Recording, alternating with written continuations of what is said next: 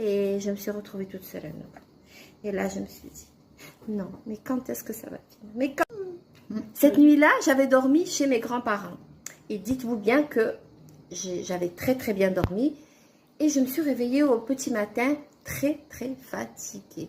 J'étais, mais alors, démontée.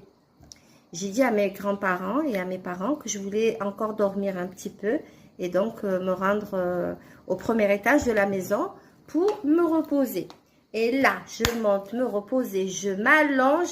Il a suffi que je m'allonge et je ne sais plus à quel moment j'ai basculé dans un univers complètement parallèle.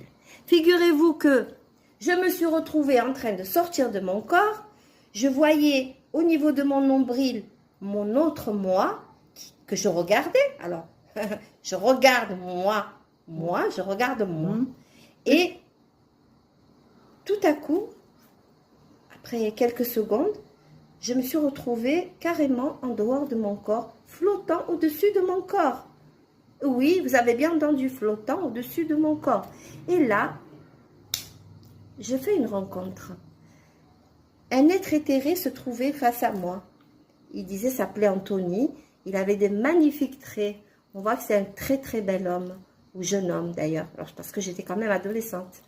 Et là, il me dit qu'il m'aime, que notre amour est éternel. Et je me suis laissée bercer par ses paroles et je me suis, à ma grande surprise, découverte amoureuse et comme si je l'avais toujours attendu, que c'était mon prince charmant.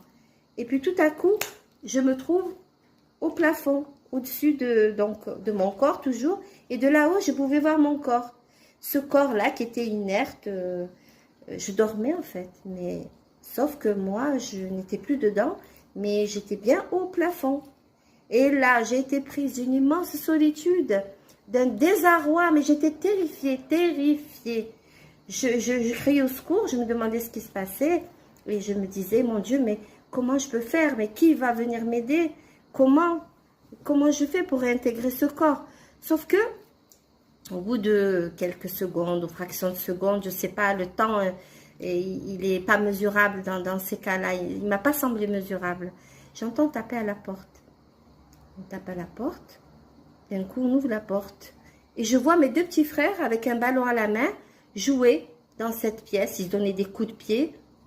Et jouaient au foot, en fait. Ils jouaient au foot, normal. Moi, je dormais, mais eux, ils jouaient au foot. Sauf que moi, je les voyais jouer au foot. Non seulement, mais quelques instants après, j'ai mon cousin, un cousin à moi qui avait passé la nuit aussi chez mes grands-parents,